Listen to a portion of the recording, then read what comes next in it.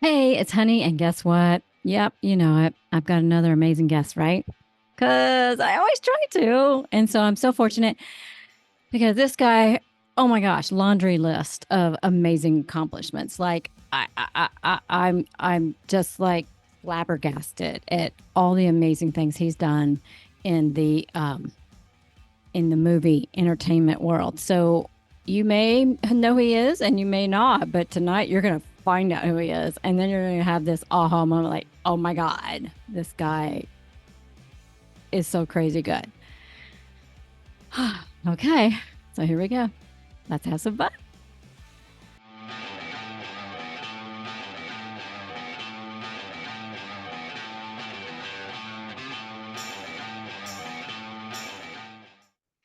Hey, it's Honey Gregory, and we've got a great guest for you. So, welcome to my channel, Perpetual Learning. I'm doing double duty tonight. So, not only are we going to be learning just in general, but we are going to be learning about an amazing man who has had an incredible career in entertaining business.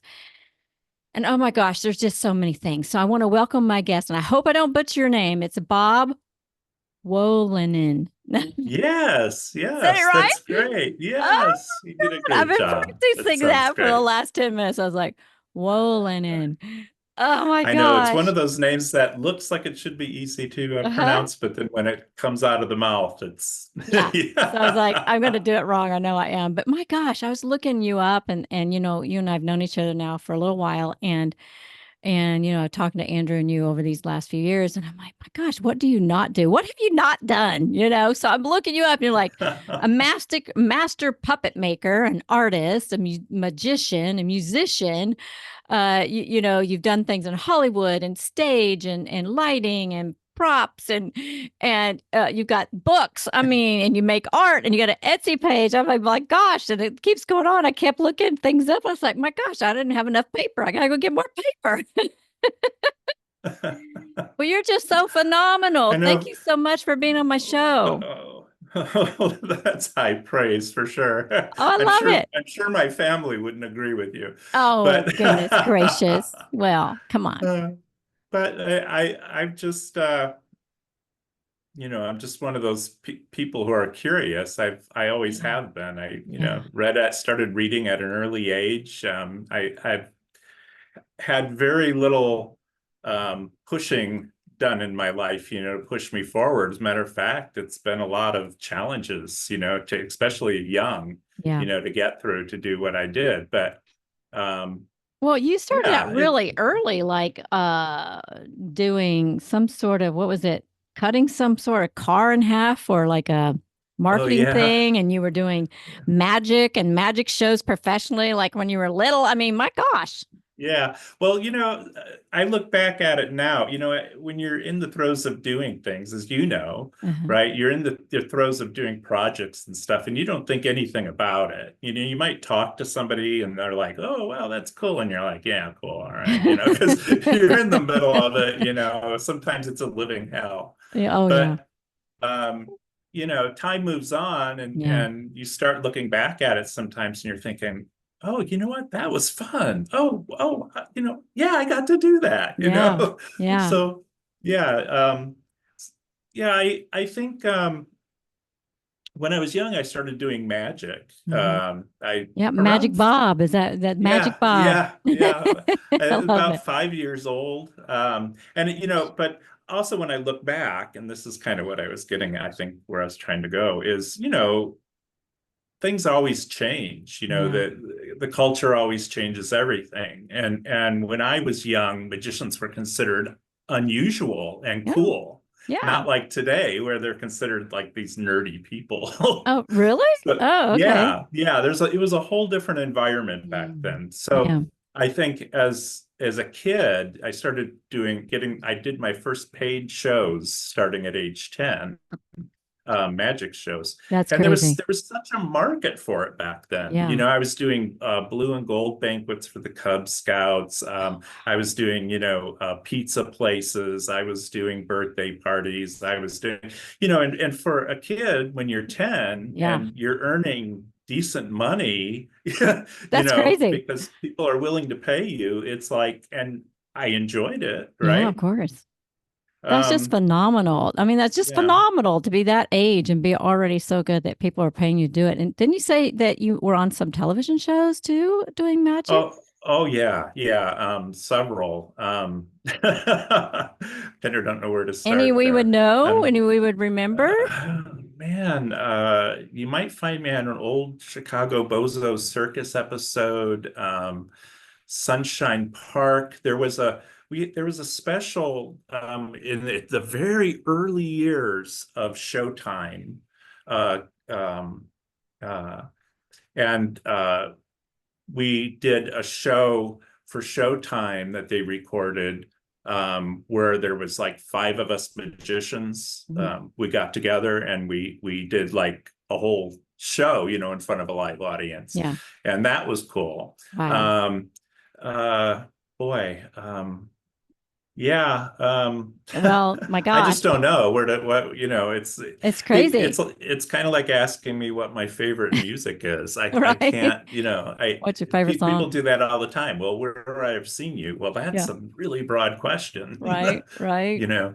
Yeah. So also I read you did some ventriloquism. Yeah. Yeah. But back in the day, once again, I'm so old. Oh, come on. You're That my age. Stop. I know, I know.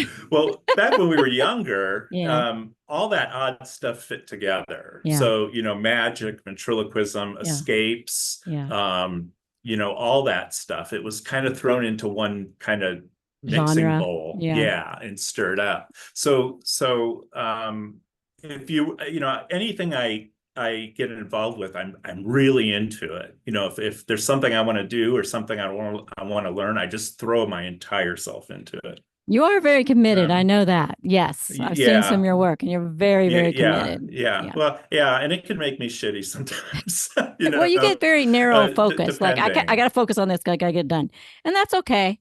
That's okay. I mean, that's Yeah, your style. Who cares? yeah, It's you. yeah. Well, So yeah, it's kind of what works for you, yeah, yeah, and that's changed over the years, and it changes with what I do. yeah. If I'm doing one thing, it's completely different than when I'm doing something else.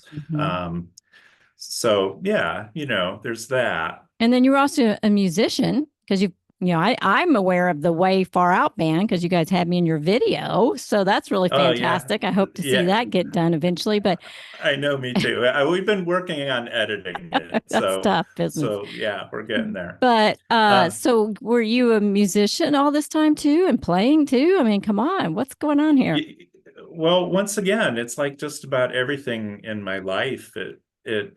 One thing, everything to me happens in circles, almost Mm, like Olympic rings, and they're things all always circle interconnected around. somehow. Yeah, Yeah, they yeah, are, they are. And so I can't tell you how magic as a young person just opened up my life. I mean, I can't tell you what it did. yeah. Well, that's It not easy to transformed. do. I mean, It, those magic tricks are really, I mean, they're not easy to do. You got to practice, practice, practice, practice because you had to be well, super fast at it. So it looks yeah, like and magic. now kids can get on the internet and learn, but Mm, I think what's lost on people nowadays is that didn't exist back then. In order yeah, to learn, you had to learn from somebody or out of a book. You had yeah. to learn all these complex moves, whatnot, out of text, and No it could be pretty examples, really. rough. Yeah, no Right? good Yeah. examples. You were just hoping that some magic special would come on one of the three major networks that were on at the time, so you could see stuff. Watch, see cool stuff. But Yeah. yeah, and I had a really good support network growing up, not in my family per se. My aunt, I had a wonderful aunt. She's the one Oh, that really got me going in this. oh, But uh, uh, there was a local trick shop in town, magic shop, Wayne's Trick Shop. He was a pretty well-known guy. His father started it, and he was a pretty well-known guy. And I worked there for a little bit just to help him out during the holidays. Halloween was such a huge thing for him because you know he also sold masks and makeup and costumes and adult novelties, and you know the place was packed with wonderful gags and gifts, and oh, it was the most awesome place in the world. It was every time I walked in there, the smell of this old building, but it was like heaven because you're surrounded by severed fingers on one side and you know uh, spring flowers on another, and it was just such a fun place to That be. must have helped your imagination really grow and blossom into all of these amazing things you've created over the years. Well, it did. It was like walking in there was like when you're reading a good book, you know, especially a kid's book is Mm. magic, you know, and he Mhm. walks into the magic shop. It really kind of was like that. You know, it was kind Wow. of dimly lit, you know, it wasn't really bright in there or anything. Smell, you know, wooden floors still in downtown Hammond. The building's gone Mhm. now, but yeah. So, but yeah, and then in Magic Club, I had adults who, you know, if you're serious in something, adults will pick up on it right away and they'll help you. Nice. So I got all this great help from people who were professionals and people who were amateurs in a local magic club that I had. I Wow. mean, it was such an experience. And once again, anytime you can get out and connect with people, I mean, everything in life's about making connections, Yep. right? So, Absolutely. so yeah, so it was good for that, you know. Nice. And then Yeah, I one feel thing just fortunate. yeah, so like one thing just kind of rolled into something else, which rolled into something else. Yeah. And I Oh my had so gosh. many interests that it was like if I started doing something else or working towards something else, somehow it would always kind of blend with a magic or special effect sort of Right. thing. Right. And it wasn't by my doing, you know, it wasn't like I was going out of my way to do this. It's just kind of the way Fell in things your lap. worked. Yeah, Yeah. fell in your It's lap. like it's like filmmaking, you know. Yeah. I went to school for cinematography and Yep. animation. To me, that's magic too. Yeah. You know, Yeah. that's another form of Well, magic. they called it It's an optical illusion. the magic of what was the old saying, the magic of Hollywood or something like that. I Yeah, forget. yeah. Well, the original, you know, the original slide projectors were the magic lanterns, you know. Yes. Yeah, Oh, yeah. yeah. Yeah. So you Uh, worked in Hollywood too, right? Didn't you? well, not well, I've done tours and performed in Hollywood, Okay. Okay. but That's working. as but as far as for motion pictures, I worked out of Chicago because you know I lived up near Chicago. Right. So I worked from the Chicago Union there. And as far as like the big pictures are concerned, Hmm. it was like Prelude to a Kiss, which I just thought was an awful film. Um, some Dolly Parton one where she's a psychiatrist. I think it's called Smart Talk or something. Mm. I worked on. I have some great stories for a few of these. Hoffa Oh, with wow. yeah. Um, I worked on A League of Their Own, of course, you know, just Wow. about everybody who was working in movies in the Midwest when A League of Their Own came. That was a Yeah. massive picture. Yeah. Best food I ever had on any set. I'm telling you, hands down. That was incredible. That was Yum. just incredible. The food. What, Um, okay. What kind was it? What kind of food was it? well, for instance, you know, you'd go to lunch and they'd have barbecue ribs, and they were these Ooh. big. I mean, you wouldn't get just a little plate with a few ribs. You got Like like a rack? you wouldn't get this much. Yeah, you wouldn't get that much at a restaurant even. And then Oh, wow. prawns. They had these big, huge prawns that were like 5 inches big, Oh and my just as gosh. much as you wanted. Just this, Wow. you know, Yum. and yeah, it was so extravagant. And then I was on the beach during one of the seeds of A League of Their Own, for instance, as another example. And I was what they call a silent grip that day, which is Uh-huh. essentially holding something that won't blow away. You know, you don't want it to blow away. Right. So I'm on the beach and kind of just holding this big, huge griffalin, you know, this big white reflective thing for Wow. hours. Oh my And gosh. they'd come around with big crates of grapes. Literally, they'd bring the whole crate and they'd say, "You want grapes?" And I'd say, "Yeah." And I'd go to grab a handful and they'd be like, "Here." And they'd just like pull out like 3 or 4 big, huge bunches of grapes and give them to me. Well, how are you supposed to eat it when you're holding one of those things up, you know? I felt very Roman. I would, Ah, I would eat like this. oh, I'm surprised they didn't have someone helping you, you know? That If would have you're, been well, nice. yeah, right. But yeah, Wow. and let's see. There was what was that fire move? Backdraft. I Oh, worked yeah, that was for a a good couple days on movie. Backdraft. Yeah, And so when you're yeah. working on these, were you doing different things?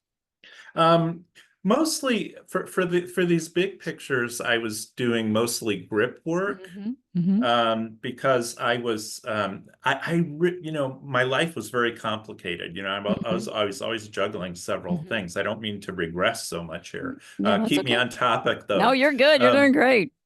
I had I told you there was a lot to say. Well, I started, I was doing fine making money with magic, but Mhm. your parents freak out, right? Oh, And they're like, really? you have to have a real job, where it has Oh, yeah. benefits. They Yeah. worked at the phone company, Yeah. Oh, yeah. so it was, yeah, it was about benefits. And Yeah. I lived right near the steel mills, which would have been excellent work Yeah. and benefits. But it was at that time that Nixon, um, you know, and most of American industry, like the steel mills, shut down. A lot of it started leaving the country. Oh, So that was out. It was bad timing for me for that. But at the same time, it was good timing because no, I didn't want to work in the steel mill. I didn't want to do anything but what I wanted to do. But of yeah. course, as you know, we have to get through life, right? Right. Right. So I had I managed to get a job at the stock exchange in Chicago. Oh, wow. And yeah, It's like and so far the other direction from what you were doing. I know, and I totally, I hate, I hate the financial, how financial financial system is set up, not only Yeah. in this country, around the world. It's Yeah. stupid. It's Yeah. really ridiculous. And matter of fact, if people understood how it worked, and it's not complicated. Right. If people understood how it worked, they wouldn't use it. Yeah. You'd be like, well, what the heck, right? So, Yeah. and somehow as a kid, I got it. I wish I Yeah. never did because I would have preferred to remain ignorant on that front. But so like when I was in econ in high school, my classmates loved it because they would I would be holding class up for 20 minutes as me and the teacher would be on the same page of what we Mm. were saying. And we'd have these long discourses about, Oh, you were the one of economy those and how it kids. works. Yeah, I was one of those kids. Yeah, I was, yeah, I raised hell in a couple different ways, That's but I okay. always tried to do it intelligently. Well, yeah, I always that's all tried to right. do it smart Yeah. if I Well, could. yeah. Yeah. Um, so yeah, so I just like fell into that at the stock exchange then. Wow. And once again, um, um, then that rolled into that I helped create the Bear Municipal Bond Depository satellite system at the time, and it was the second but the largest one in the country. The other was DTC in New York. Oh my gosh. It's not there anymore, but this was before, like desk computers and stuff. Yeah, right. This is Wow. like the 80s, Yeah. early 80s and late 70s. And so uh yeah, so I eventually moved to Illinois Company, which was at the time they were the largest bond house in the country. But saying that, it was still a small place. Hmm. Okay. Hmm. But I had been working with bonds, so I was like an expert, and I was kind of like at the top of my game, in that, Wow. which was good. Yeah, I mean, I didn't realize it at the time, because once again, I didn't want to be there. Yeah. I didn't like the job. I didn't want the job. I Well, it took sounds like it you were brilliant to left brain and brilliant right brain, and you just constantly were having this. I can I do was. this, but I want to be doing something else too. Right. And I Right? did. And I mean, I went to put myself through college at nights. Wow. I was performing at nights in nightclubs. I was doing professional theater where they had rehearsals in the evenings, someplace like the Organic Theater, those type Mm-hmm. of Mm-hmm. places, where it wasn't like daytime rehearsals, which is great because, no matter most actors you know, as you know, they need a full-time job. They need a real job, right? Yeah, yeah. And some of your best people work. Yeah. So to they were smart, you know, to do that, because I think they realized that you're cutting out a whole population of talent, Yeah. you know. So yeah, that whole thing, I forgot where I was going with Well, that. you were talking about your day job and it really wasn't what you want to do, but you were able to do Oh, some of the other yeah. stuff in the Oh, evening, you right. know. Yeah, Yeah. yeah. And I was doing that, and then uh it just got to a point where it's like, you know, I remember having the conversation with my mother on the phone, you know, it's like, Mom, I'm gonna quit. And she's like, Bobby, don't you dare quit your job. What's wrong with you? You know? And it's like, Mom, look, I'm going out at night and I'm literally making twice as much Yeah. in just a couple hours. I mean, Yeah. this is crazy that I'm here. Yeah. And she's like, but what about the benefits? And it's like, she was right, you know, Yeah. and that did come to bite me in the ass. That Mm. really did, not having benefits, because I Health got insurance. sick. Yeah. Yeah, I got sick later on down the line. Yeah. I got sick. I had something that insurance would not cover. I Of couldn't course. get any insurance. Mm. So for instance, I had a big illusion show for a couple of years that was playing in Brenton. Missouri. And yeah, and um, you know, that was a very seasonal kind of thing. But you know, I don't, I feel like spread the wealth sort Yeah. of thing. You know, I'm one of those people. And so I got some investors. You know, I could have kind of paid for it myself, but kind of tapping myself out, you know. Yeah. But I got some investors who were more than happy to invest in me. And I said, okay, I'll return your investment 50%. Yeah, Oh, wow. you know, not 50%, I'm sorry, 100% in 6 months. I'll double it, Oh, whatever you wow. put it in. Yeah. Yeah. And it was a sweet deal. But the trouble is I had nothing to fall back on, Mm. because I couldn't get health insurance. And if something would happen to me, here's several $1,000,000 just bloom, you know, gone. And Yeah. my wife stuck with it. My little kid, you Yeah. know, it's like, no. Um, so I ended up finally finding somebody who would insure me, and it literally cost me, I'm not kidding, it literally cost me almost 300, this is back in the 80s, $300,000 every 6 months. What? Yeah. Yeah, to cover that insurance if something should happen to me, to pay back my investors. It was Oh, crazy. It was my just crazy. gosh. Yeah. And so um you know, but of course, you know, getting sick doesn't, you know, that doesn't slow me down. It never never I has. know you keep on going like an engine, Yeah. a motor. What do Yeah. you call it? A motor engine, Yeah, I just have a lot of locomotive. interests.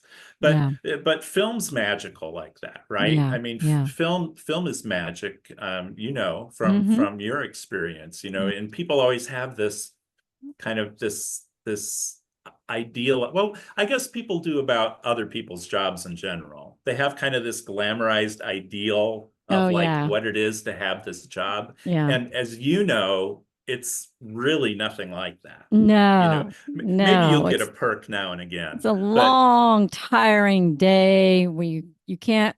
I mean, once you get your hair and makeup and costume on, you're like frozen. You got to walk around, make sure nothing happens, and it's hurry up and wait. And you may be Mhm. 5 hours of not even be able to go to the bathroom. You know, it's just like it's this is Yeah. terrible. Well, you know, other than teaching kids, I've never had a job. I don't think I've ever had a job in my life that has always been like under a 12-hour day.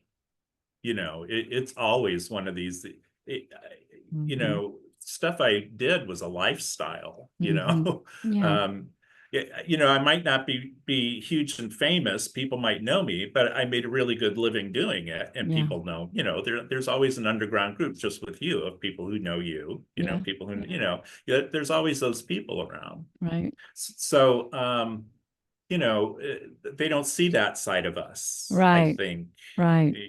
and it's kind of fun in one respect, but in another respect, it's like people kind of almost have a tendency to look at you like somehow you're privileged or something. Right. And you're like, And no, I worked hard. yeah, And I'm still well, starving.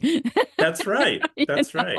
Yeah. It doesn't Yeah. have, I think the biggest thing that made an impression on me, just in recent years was, I think it was David Gilmour from Pink Floyd. It was an interview and he said, people think we have like all this money, and he's like, we don't, No, the so, producers do, yeah. Hmm. not the Yeah. And singers, it's your not the contract. artists. Yeah. So so it's like Yeah. music that's my first Hmm. CD. I'm locked in this contract, Yeah. right? This was a CD I put out. I think it was like 97 or 98, Wow. maybe something like that. Um, and What was the name of it? that album is called Mage Sun, and I always have different artist names for what I do. Okay. That turns some people off, but I found it a very good marketing tool. And if you can get me back on subject, I can explain why if Sure. you're No, go ahead. interested. Yeah. Because I think it's interesting myself. Um, a lot of times, I was into magic, so I was looking at these other performers perform when I could. Hmm. And sometimes what I would hear from lay audiences were things like, "Oh, but that he's just a comedian magic or magician, or he just does Mm. card tricks, or he Mm. just." And it's like, and I saw some of these magicians that do like dual duty. They might have two different acts, Hmm. okay? And so, not just the one, but they Hmm. have two, and and if they kept their same name, and in doing so, they really confused people. Hmm. And I noticed this as a kid early on because when I was performing and doing shows, because I would try to mix it up, and you're always growing and learning, as you go. Hmm. And I was Perpetual trying to, learning. exactly right, the pace of the show, Mhm. that sort of stuff, what to put together, and the Right. building blocks of doing this. And I realized that if I went and did like a mentalism for some people, and then I would go get it, I would get somebody else would call me for a show to do like, just a magic show. Hmm. Um, People got confused, Mm. like, what do you do, sort of Mm. thing. Hmm. And so I realized this pretty early on. So I started giving myself different names so that people keep track of me. And not only that, it was great because um, if somebody would come up to me and say, "Hey, whoever," Hmm. I would have a really good idea of how they knew me. Ah, yeah. Yeah, Yeah, that makes sense. yeah, yeah. Because I So mean, you were we all Magic have an Bob, ego. Yeah, yeah. We all Magic have an Bob. ego, but I'm not just, I would rather enjoy myself and have Yeah, fun and entertain people than the right. ego of, oh, it's me, sort of thing. So what did you go by on your album? That was Nuada. Um, Nuada? Nuada, Nuada. Okay. It's yeah, I can explain that in a little bit if you want. Remind me. Yeah. Um, but yeah, I was into synthesizers as a kid. Hmm. Because they were like first like coming out where people could get their hands on them and you weren't in a university. Hmm. And I remember the first time I heard electronic music, it blew my mind. I was Yeah. like, what is this? This is it just transformed my life. Wow. And like in 2 minutes, it was like it's like and so I saved my money. I got my first synthesizer, a Moog. I had it on I was making decent money doing magic, but my mom wouldn't let me spend that much at one time. So you got to remember, this is back in the early 70s. So you're very early 70s. So you're talking when I say $480 for a Yeah. synthesizer, that doesn't sound much. That's a But in big chunk. today's money, that's like Yeah. $1,600, Yeah. That's when right? bread was like 10 cents or something crazy. Right. Yeah, a nickel, I really, know, in some right? places, if you Yeah. got yeah. Um, so I had to put it on layaway, and it was torture. I put it on layaway for like 3 years until I finally, could pay it off. We got 10 minutes, but we Yeah. can do another link. So keep going. Oh, I'm sorry. No, we're So good. This is yeah, wonderful. and so I would go home and I had do you remember 8-track tapes? Well, yeah. How horrible those were. Yeah, they're Okay. annoying. Yeah, they are. So I didn't have the core. I did have cassette tapes that time because my dad, when he was younger, he was a DJ, and I was younger, he was a DJ, and he had a lot Nice. of audio equipment. He was an This is where you're audiophile. getting your entertainment side of you, right? From your dad. Well, probably the electronic side. Yeah. Okay. Yeah. Yeah. Oh, Yeah. my dad hated that I did entertainment. Oh, Oh, really? he hated it with a passion. Oh, he did not like. I told you I had. I'm Old telling old you. school fashion. Yeah. Well, it was Yeah. just the way they thought back those days. They I wanted well, after the he wanted war. me to be a doctor or a lawyer and it's like, I don't want to, Yeah, that's not me. That's kind of not who I boring. want to be. Being Yeah. a lawyer And is when I kind was of boring. working in the stock exchange, he thought that was the best thing in the world. And it's like, You're oh, gonna be a Dad, if you only millionaire, knew, it's just a bunch of used camel salesmen. right? That's so stressful. It's so stressful. I think they're one of the top people to commit suicide or something, isn't it?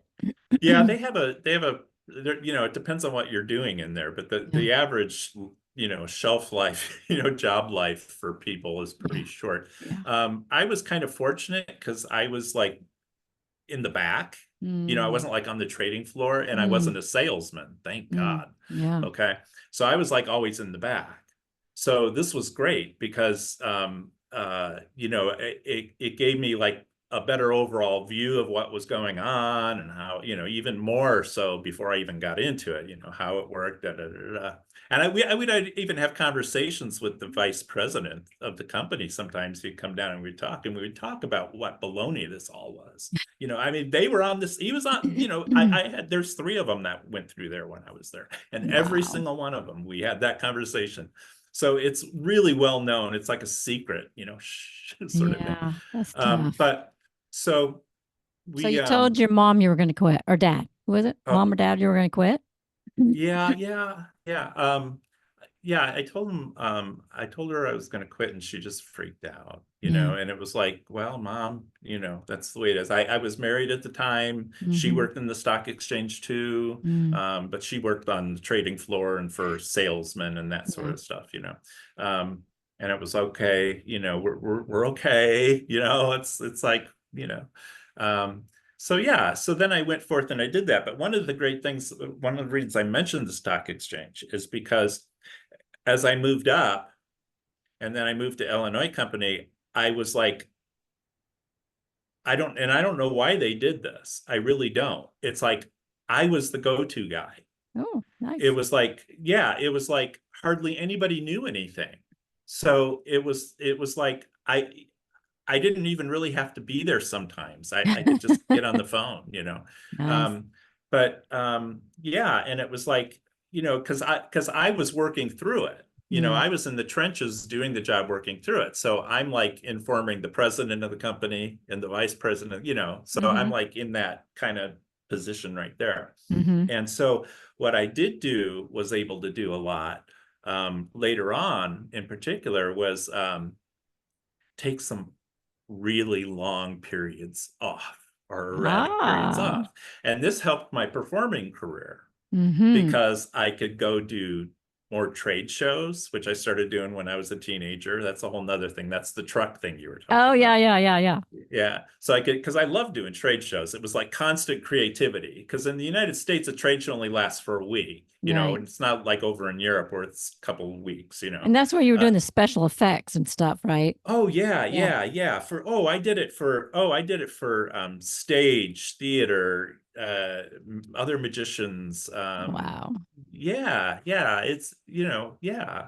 Um, but let's see, where was I? So I remember we're talking about the 8-track in music. Oh, yeah. So I was recording to that, and you couldn't like rewind it and go back when you were recording it. I had to put film over the head, tape film over the erase head. So I had to wait like an hour and 20 minutes before it would like change again, and that track would come around, and then I'd like play another track, and I'd wait another hour Oh and my 20 minutes again, and gosh. I'd play another track so that I could layer my effects. And Wow. so I really like messing with stuff like that. Yeah, you're good at that. I've noticed. Yeah, because really, as you know, I think we may have discussed before, all this stuff is just really rubber bands and tape.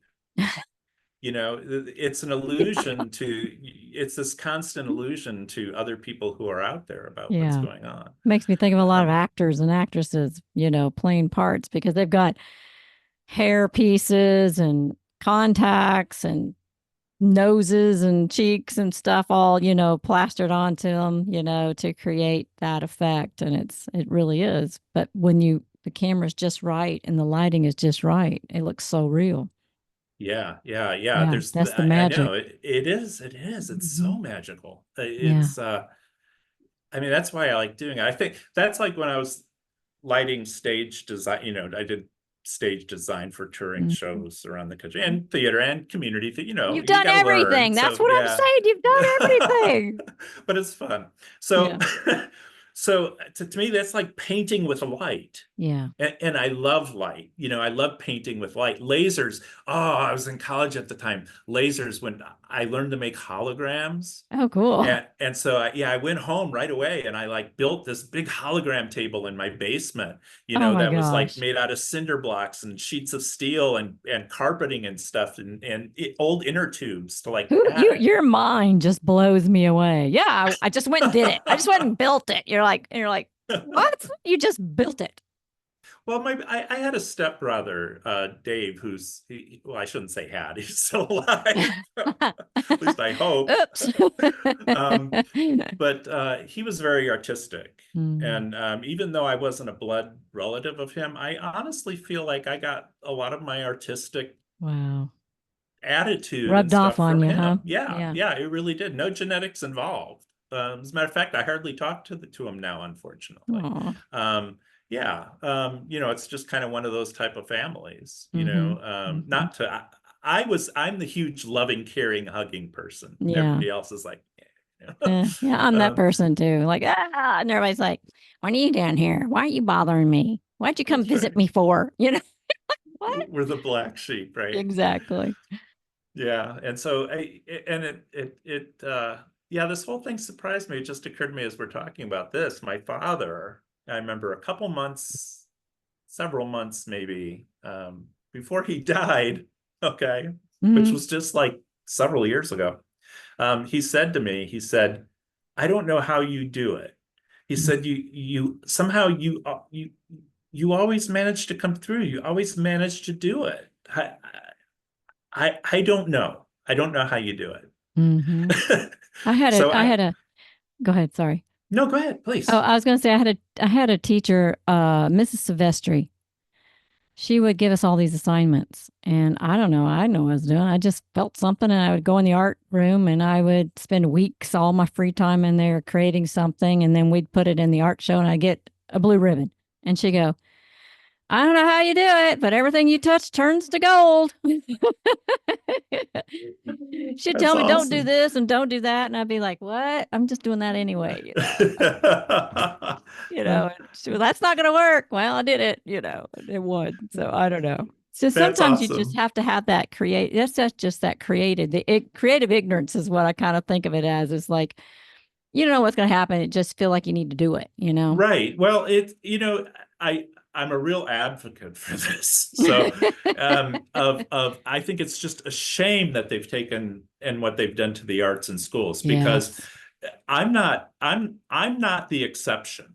Okay. I Yes. am not the exception. But art, you need to know a lot of things if you're gonna, Hmm. unless you're just gonna paint, if all you're gonna do is you want to paint, a Paint by field number. with a barn and a cow in it, or landscapes, okay, whatever. All right. But even then there's science involved. Yeah. If you want to get the light right, all that kind of stuff. So it depends like how deep you want to analyze it. But one of the things um, I have noticed um, is in this whole world that we live in, this whole art kind of world, this performance world, this graphic art world is I don't know what happened. So anyway, all right, you were talking about art. art. Yeah. So one of the things I noticed, especially, I mean, you Oh know, shoot, when I what's was going on going, back here? uh, Been this way the whole way. no, no, just now. I just moved it. Something I You did, I want guess. to, you want to, What's happening here? It's this one. you need to pull that side over more. There we go. I don't There, know what happened. All right, there sorry you about go. that. Ah, no, there you go. All right. I'm listening. Go ahead. No, you're good. All right, keep going. All right, Okay, we're talking good. about art. Talking about, but one of the things I noticed, and I really started understanding this when I was in college making films, was that there's all these people who analyze art. You Mm-hmm. know, this is going back to what you were talking about, being in class and just going, oh, and people liking your work. Right. You weren't thinking much about it. And they analyze all this work, and you would do this work, and you'd put it up on the screen, and all the kids in the theater would, well, not only kids, adults too, it's college, but you get the idea. Right. They're like raising their hands, and they've got like all this insight into you and your work and everything you're doing. And really, it's like, yeah, okay, maybe underneath, but I didn't give most of that much thought. I just went forth and went with my gut and did what I wanted to do. Later, do you want to take that apart and analyze it? But they were approaching it from a whole nother direction. Like, you have to think about these things before you go into them. And indeed you do on projects. Don't get me wrong. I'm not saying you don't, but I'm just saying, at these deep psychological levels that a lot of us create art, it's not apparent to the artist why. And in particular, often until long after it's done. Hmm. I mean, when I create art, like my puppets or my character design, stuff, Right. um, I make it and I'm like, yeah, and it's like, and people get it and they love it. They go crazy over it. If it's a kid buying it, they sleep with it at night. If it's an Aw. adult buying it, it goes up under a case, and it's kind of crazy. And so, um, years goes by. My wife knows as well.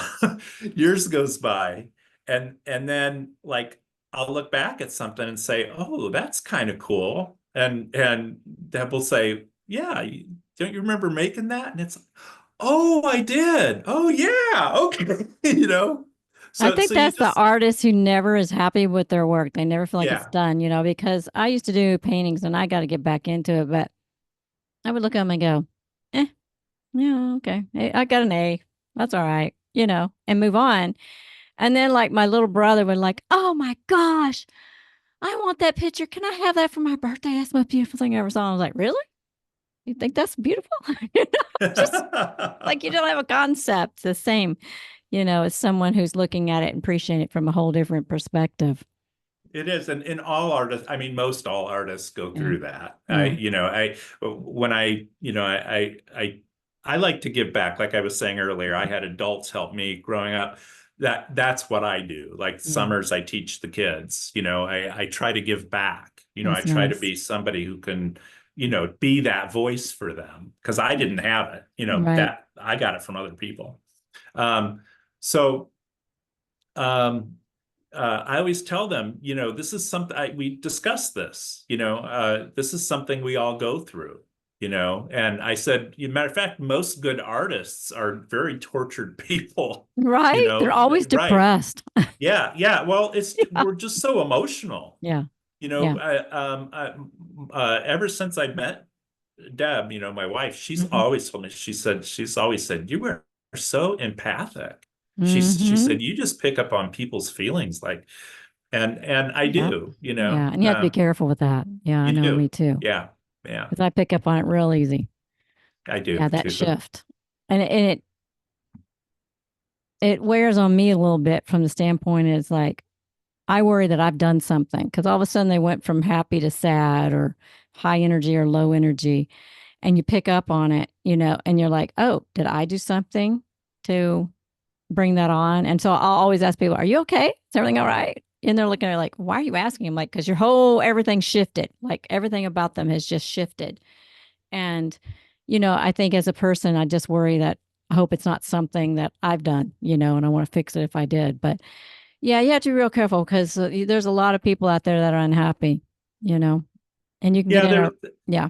Oh, go ahead. I I love psychology. I Mhm. would have gotten into psychology. That's what Bob, I what do was you not heading like? for.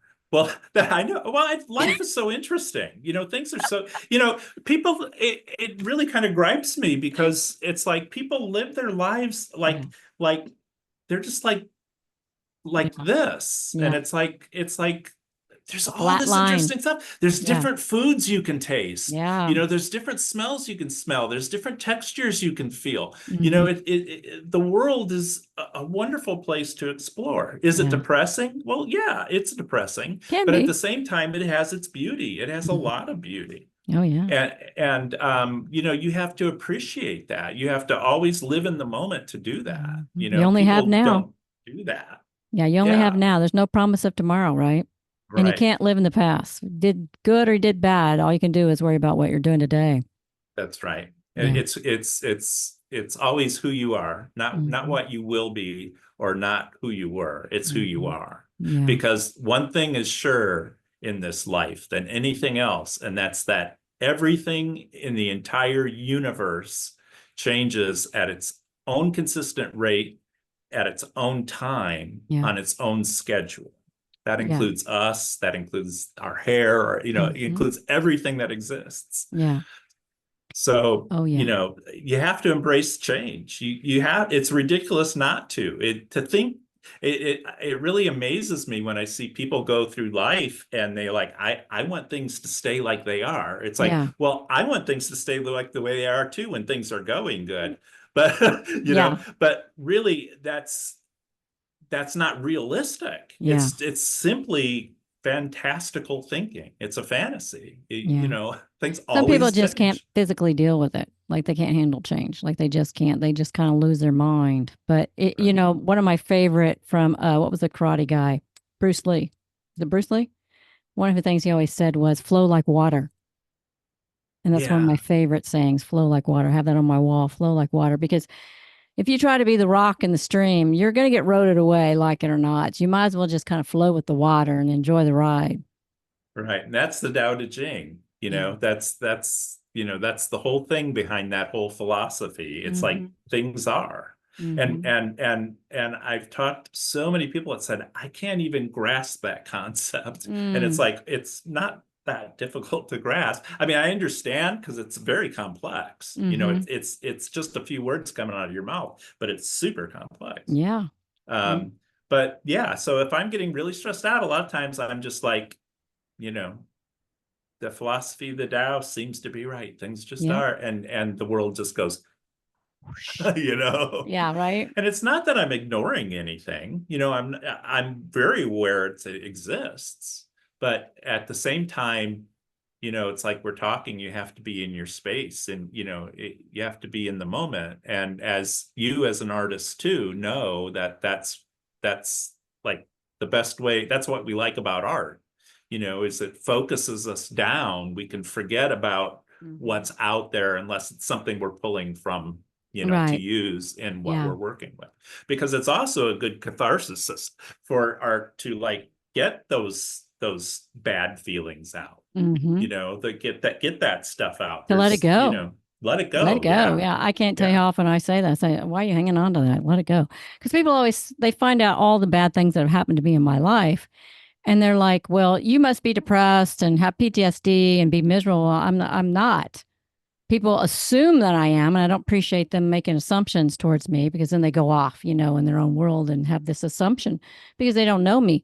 But, that let it go, I learned that a Yeah. long time ago, like 40, 50 years ago. I let you guys just let it go because if you don't, it eats you up. It eats you up and ruins your life, and you just got to Oh move yeah. on and you just got to go flowing with it. So, yep, that bad thing happened. I can either dwell on it and let it ruin my life, or I can just let it go and keep going and And move on. decide, be in control of the situation because then I can decide how it affects me in my future. So do I let it ruin my life, or I'd say, okay, that's a lesson learned. I don't get myself in that situation again. I don't hang out with those kind of people, whatever it is.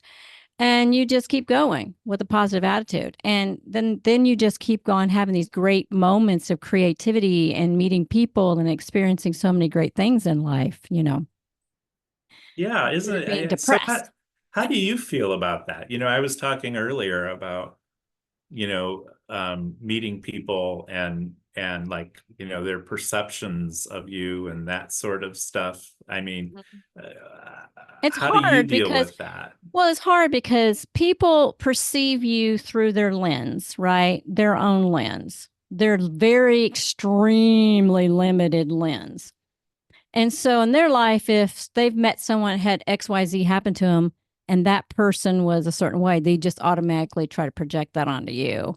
And then when you say, that's not me, that I don't feel that way, then it's like, oh, well, you're denying it. You're in doubt. You don't really know. You need to see a therapist or whatever. You're like, no, I think that's you who really needs to see the therapist because you're hanging on some stuff and you're putting things on me and you're mad because I won't accept it or whatever. Um, but that just shows the level of growth that they're at, and they're still way down at the bottom. Oh yeah, this is Yeah, another thing I talk to my yeah, art students about because I think yeah. it's really important. When I was young, I indulged in old people Mm, because we have a fantasy in this. What's one of our cultural fantasies is that older people are wiser. right. Let's hope But so. I bought into that for a while. Yeah. And I would talk to a lot of old people, and really you gain great insight through it, for sure. I'm not saying don't do it, definitely do it. Right. But one of the things I've soon come to realize, well, it wasn't so soon, I come to realize is that age is arbitrary. Mm-hmm. Um, I have students come through and I'm looking at these 13-year-old kids, Mm-hmm. or 16-year-old kids or 20-year-old kids. And I'm like, how did I do what I did? Mm-hmm. I don't get it. What Mm-hmm. happened that I Mm-hmm. trying to understand myself, right? Mm-hmm. Then you'll have that person that will come through and you're like, that was me. Yeah. They're rare. And yeah, yeah. And Mm-hmm. they come through and I love those kids. Of course. I Yeah. mean, I love all my kids, don't Well, get me yeah, of wrong. course. But I But mean, you relate to them because you see them actually wanting to make something and do something besides sitting around whine and complain how they don't have something and nobody's doing right. things for Well, them. and there's like a Yeah. level of world understanding there. It's Mm-hmm. like you don't have to be 70 years old to have street smarts. Oh yeah, you could have a lot more street smarts, don't get me wrong. But just having them in the first place. And Mm-hmm. I can't believe the number of people who are over the age of 5 that have never moved out of being 5. It boggles the mind. It boggles the Yeah. mind. And so Yeah. you're trying to have a discussion with somebody, and Yeah. you're trying to have a level, a comprehensive discussion, and you realize that, wow, it's Yeah. like this person's like, I feel like I'm talking to a child. Yeah. And it's which makes all those meetings when you do have meetings of minds with people who are pretty much kind of running that same Mm-hmm. wavelength, that's what makes those so brilliant in life. Mm-hmm. That's Mm-hmm. what makes those interactions so memorable. Yeah. you I know had this you woman one time say to me, and she was being kind of hateful, but she goes, well, I guess you're just more enlightened than I am. And I remember walking away. I was hurt because it was a long conversation, but she said that, and that's when I left. And I got to the car, and for first I was sad and crying. And then I thought to myself, that was an aha moment. That whole event was supposed to happen. So I would have that aha moment because the aha moment was, you're right. I am more enlightened than you are. We are not on the same level. We are not on the same wavelength. We are not going to make right good friends because I'm up here and you're down here and your anger and your bitchiness and all your other issues that you got growing on that you're whining and complaining about. And I've grown. I've matured past that long ago. So it was really something now that I hang on to, because now when I go into a room and that person and they're acting like a bratty little 5 or 10-year-old, and I'm like, okay, they're not the one for me to hang out with. They're not the person. It was a Right. learning experience. I'll appreciate them. I'll be kind to them, Right. Right. but they're not the person who's on the same ascension level as I am. Yeah, and it's not a matter of being, I don't think it's, it's not a matter of being smarter or even more intelligent. I think it's a matter of things like being informed Mm-hmm. and the world around you kind of Mm-hmm. thing. It's the Um, attitude, the mindset. yeah. Yeah, Yeah. very basic. I know. Well, see, and people, I've had a few people during my life, and once the first person said it to me, I thought about it, and it was really kind of true. Um, I remember her saying to me, "You have to be really lonely." And I was like, at first I didn't get it, I'm like, well, why would you say that? And she said, because, you have all these interests and you do all these things, and who do you have to talk to about it? And it's kind of the truth.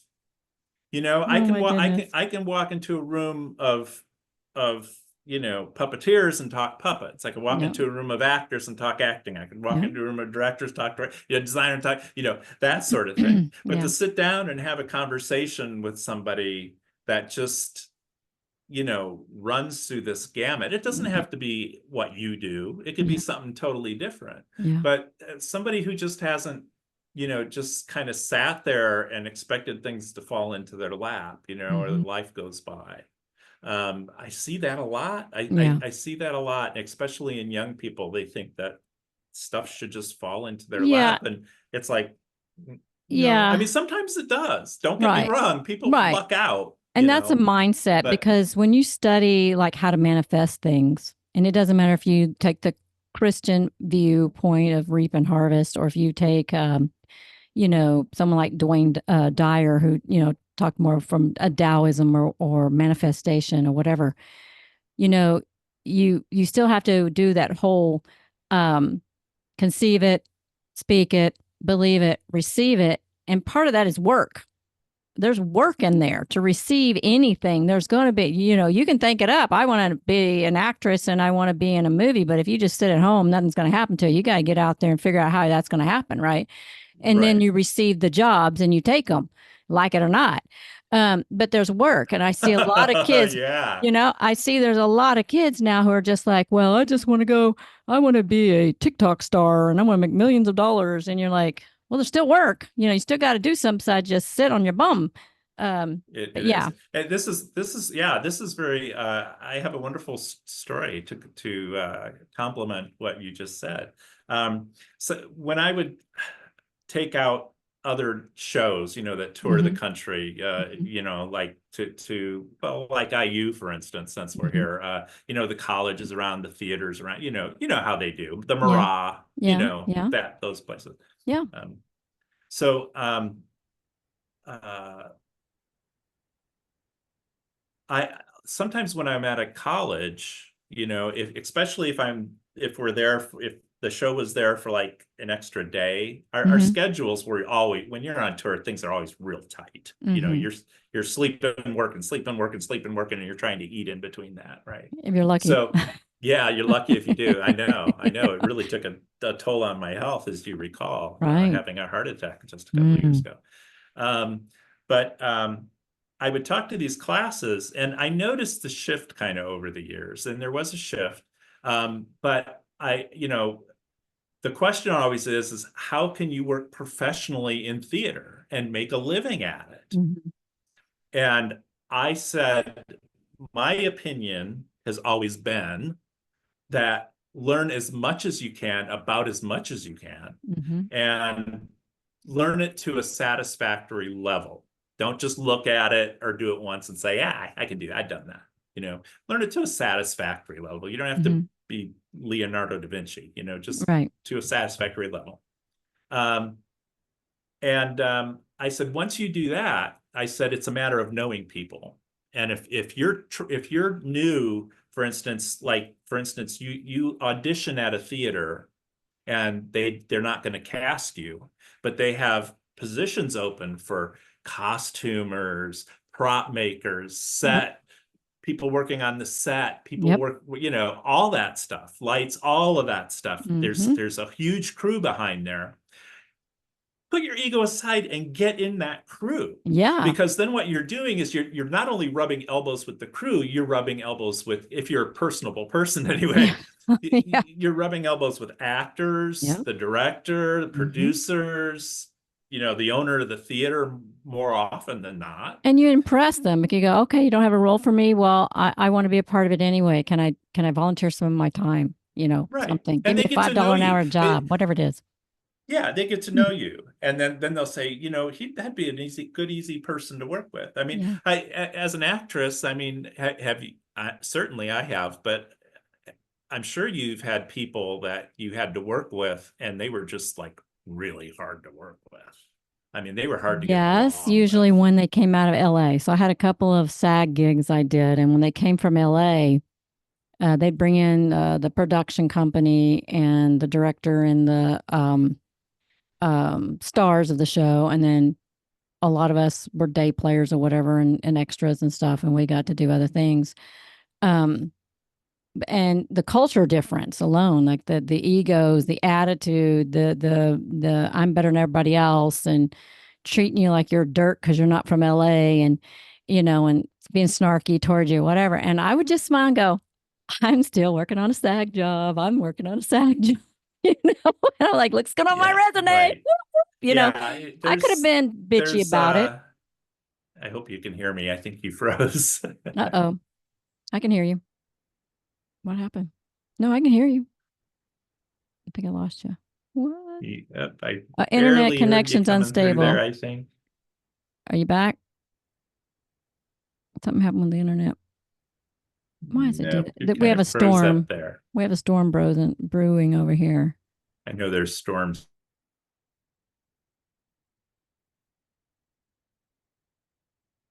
Okay. I don't know. Yeah, It's storming over here. So it's let's just, storming. is it recording still? Let's see. Yep, still recording. So whatever happened, it just went off and back on. So go ahead. That was weird.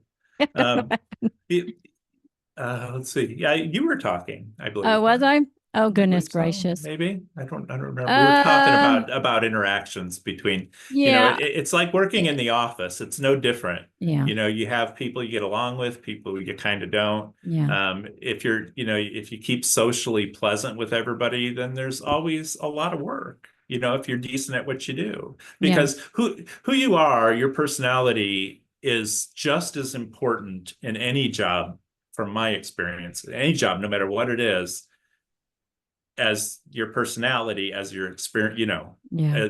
uh, your capability of also doing that job. Mm-hmm. Well, your Um, attitude makes a huge Whether it's difference. acting or, Yeah, I yeah, get I yeah, get calls from people who just graduated paralegal school. They've been graduated like 2 weeks, and they call me up and they say, "Yeah, I want to make 80 grand or 100 grand or something." And I'm like, "Well, good for you. yeah. You have a 2-year degree that you graduated 2 weeks ago. Good luck."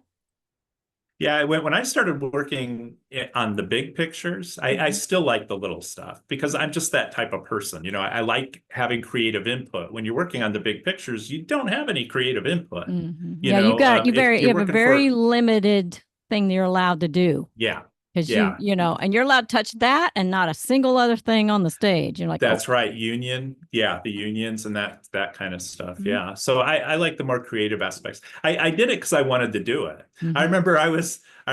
When I was working on Hoffa, I just got done performing in Las Vegas for a little bit. And Wow. I was coming home and I thought, well, I've got a little time. Let me see if I can get in on a movie. So, I called the union. They're like, yeah, go meet location here, And so I go, and there was public restrooms in this place, and I'm going to the restroom, using the urinal, and some guy keeps looking at me, and it's like, okay, this is getting a little Creepy. weird. And he said, didn't I just see you in Vegas? And I said, oh yeah, I was there. He says, well, are you in the picture? And I said, no. He said, well, what are you doing here? And I said, well, I'm gripping. And he said, you're gripping? And I said, yeah. He says, why would you want to do that? And I said, because I want to do it. Because it's fun. I want to try it. I want to Yeah. do it. Yeah. That's all there is to it. Which is all gripping, that's all the tech stuff, Mm-hmm. Your because I mind like is just I like brilliant. performing. I like the tech, Your mind is just so brilliant. But if you have, oh, you're just brilliant. I'm I mean, losing you again. I'm sorry. Oh, you are. It's unstable. I Something's don't take happening. well. Well, there's something going on with the internet. But no, really, this is why I've been saying to you for so long I wanted to interview you because, my gosh, you're great at everything. Oh, no, I'm not. Yeah, I do things passable, and you have a group of people who like what you do, and that's really all it is. Yeah. Somebody, when I create something, all right, the overwhelming majority of the time I hate it. If it's something I like and I'm like, wow, this is so cool, nobody likes it. But if I make something and I'm like, throw it over the shoulder sort of thing, people are crazy over it. That's interesting. Well, how did you get really making weird. the puppets? I want to make sure we talk about that before we run out of time again. How did you get into making the puppets? The puppets. Oh, that's yeah. That's a big thing for you. All that groundwork. Yeah. Because that's a big thing for you because you're still making them. I know it's, you're kind of ready to retire, but you're still making them. Yeah. Like I said, I was into ventriloquism. Mm-hmm. Okay. As a magician, mm-hmm. because it was just fun. And I got to do a TV show. I don't know how that happened, but I did. And so you made your own puppets for that? Well, I got to perform a I'm holding my dummy. See that? I got to perform, for my vent act, routine, because I do shows for that too. People would call, oh, ventriloquist, yeah, I do ventriloquist, versatile. So, I was probably about 20 or 21 or something, and I went to a magic convention, and they always have this thing every year that they have a big ventriloquist thing there too. And being interested in it, of course, and then I had time in my schedule, I went and I was listening to the lectures and all that kind of fun stuff. And they said, okay, tomorrow's the competition, who do we have? And nobody signed up yet, so here's this big international thing, and like nobody signed up. Oh, wow. And there was a woman that I had met there, and she had said, why don't you do it? My girlfriend next to me, she's like, yeah, why don't you do it? And it's like, I don't know. I don't have my dummy with me. She goes, well, I have a puppet here. You can, So I did, to fill space, and I won. That's great. Which I thought was crazy, right? And that actually made it on Entertainment Tonight at the time. Yeah. I don't know if I've ever seen the footage, actually. When I got home from the convention, people told me about it. You should put all this stuff together and go out and get it. It's your little documentary. You do documentary stuff. You should put a documentary about yourself together. My stepmother always says I should write a book. Yeah. Good idea. But so I just kind of like dropped out of doing that, after that. It was like, I just thought it was fun, but okay, whatever. And I don't know, just the way I was feeling at the time. And I, like I said, I always have a lot of interest. So things are always competing for my time. Yeah. So at one point in Chicago, at one point in Chicago, I was working at a place called Animart. And it was the Animart Children's Theater. And they weren't the biggest at the time in Chicago, size-wise, but attendance-wise they were. And it was on Halstead.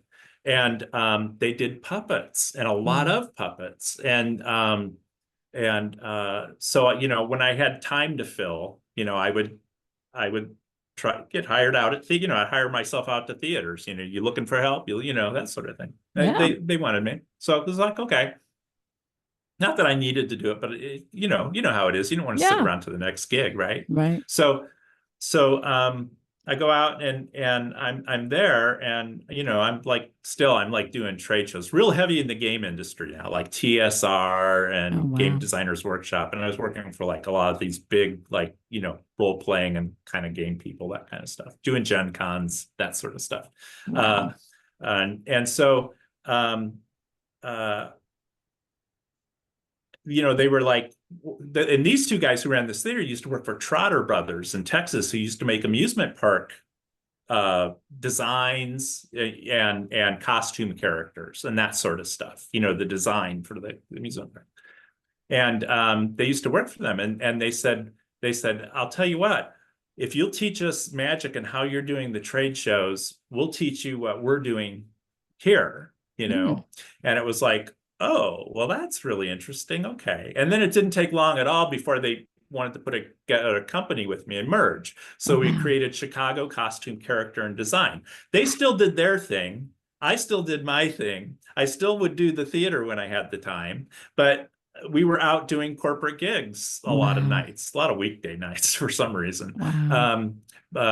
Big corporate gigs, and so we'd make puppets and costume characters, and we did them for organizations. We repaired the Chicago Bulls costume a few times, and then I was like headed up with creating the magic shows and the design of the magic shows for some of the parks.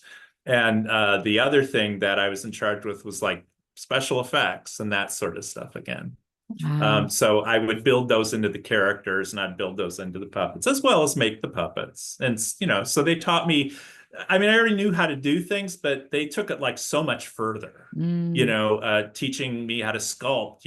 It wasn't like costume characters now where you see the way people make them. I Hmm. mean, we made huge sculptures we had to hoist on engine lifts, to make the molds of and stuff. Wow. Yeah, it wasn't kind of like people at home doing, a lot Yeah. now. Wow. So cool. So yeah, so that's Wow. where I carried over. It started from that, all kind of started off from there. Mm. I went to people wanted stuff from me from time to time, and Hmm. then I was out touring a lot, especially during the winter, and I had gotten married again, and my wife's like, I really miss you being gone, and Mm. I'm like, but what am I going to do? I enjoy it. I know, but really, you can do this. And it was like, okay, so I kind of was starting to, started messing with it, and it just like out of nowhere just exploded. Wow. Yeah, I don't know.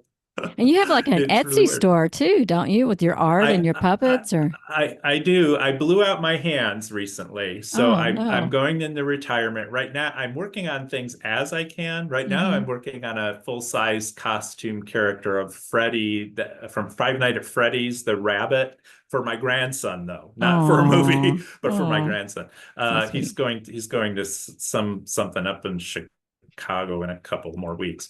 So I've been working on that, but yeah, I have to take a hiatus from Oh, doing that now. And I haven't hardly even been messing with my music, unfortunately, and I really hate that, because to me that's my zen. yeah, you got that It's my electric sound. synthesizers. You got those electric Yeah. sound and you have those, you have a couple of DVDs. So quickly tell us about the Way Far Out band. You guys Oh, going to be okay. showing up anywhere soon?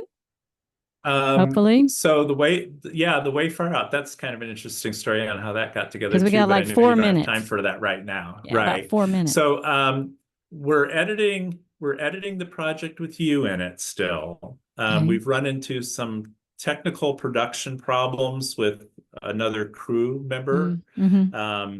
And it's really kind of made it very difficult for us to Mm-hmm. move forward. But we're trying. Mm-hmm. We're working. I'm working with some AI technologies and whatnot to try to pull this out. And as you know, every production, you just never know how it's going to go or where it's going to Right. go. And when you have a lot of people in it, you're relying on each other. And Yeah. so when you have people who make things fall through the cracks, then it's up to the producers like Andrew and kind of Yeah. co-producer me to come in and pick it Yeah. up and Yeah. try to revive it. So I think we may have it ready to go by Halloween, I'm hoping. Oh, that'd be Yeah. so much fun. I want some to take with me to a convention. I want everybody to hear your music.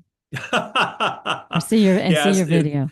as far as that music is concerned, it's you can listen to the music free. Go to our SoundCloud page. I'm on SoundCloud. We're on SoundCloud, and I Under put the up Way free Far Out stuff band? Is that how it is? under The Way Far Out. And if you put a Okay. hyphen between far out, Okay. it'll even come up faster. Oh, And you'll good. Okay. recognize us because our logo is usually this big brain with an eye in the middle, Oh, which that's is the right. That's costume I right. wear for the show. Hilarious. I love Yeah. it.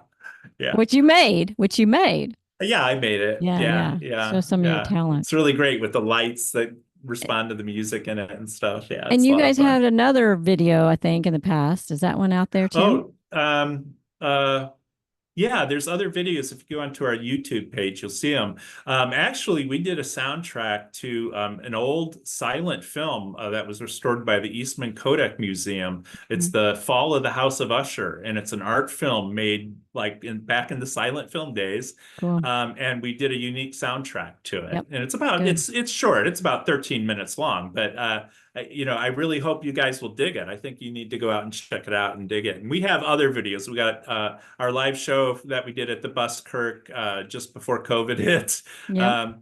We have videos of some of our better songs out there, like Plan 9 from Outer Space Mhm. and um, uh, uh, The Head of the Radio Girl and, that kind of stuff. And so we're synthesizers. We're Yep. basically pretty much just all purely electronic. And Even if the sounds that sound acoustic, it's all electronic. and if you would give me all of those links, send me an email with all those links, and then I'll put them in the description below so people can just click and go there.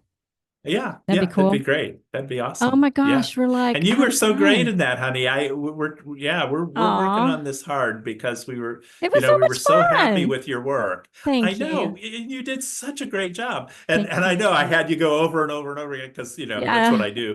Well, But that's okay. but I just was hoping we I was doing a good job and giving you what you wanted because I was like, you were. It's just marvelous material. It really was marvelous material. And we're trying, we're trying to get it because it was just you did such a wonderful job for thank us, and it's so you. Appreciate it. appreciated. Well, I hope we get to Yeah. work together again in the future.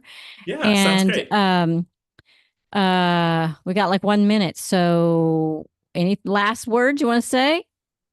No, my earlier music is under Nuada, Nuada. You may have to look for it because ever since then, after I put out 3 albums there, another Nuada came along, and they're pretty hard rock, and my stuff's Ah, not quite hard rock. So make sure you okay. pick the right one. That's Um, okay. so yeah, So they and can dig that. find your music. They can find your Etsy. They can find the Etsy is Bob's Imaginary Friends. okay. That's good. Yeah, I like yeah. that. All right, we're down to the last few seconds. Well, I love you. Thank you so much. I'm sorry I haven't Thank you seen you in a while. so much, honey. Yeah, I look forward to seeing you Are again. We you going to need to be do lunch at sometime. Are you going to be at Andrew's thing here in a week or so? I Maybe. think I might have something scheduled that day, Yeah, I but got to I'm going to find out look too at if it I can again. go. Yeah, But I want to anyway, go. I want to support him. Yeah, yeah, I'm going to try. yeah. Well, finally, so glad I got to have you on here. You're such a Well, blessing and thank you I so really much. appreciate it. You're No, still thank you. amazing. Your story's amazing. And you need to write a book, man. Write a book. Those fingers can at least do some typing. Yeah, yeah, sometimes they can. All Thank you. right, I thank appreciate you. you. Thanks. Have a You great evening. take care. Bye bye. Bye-bye.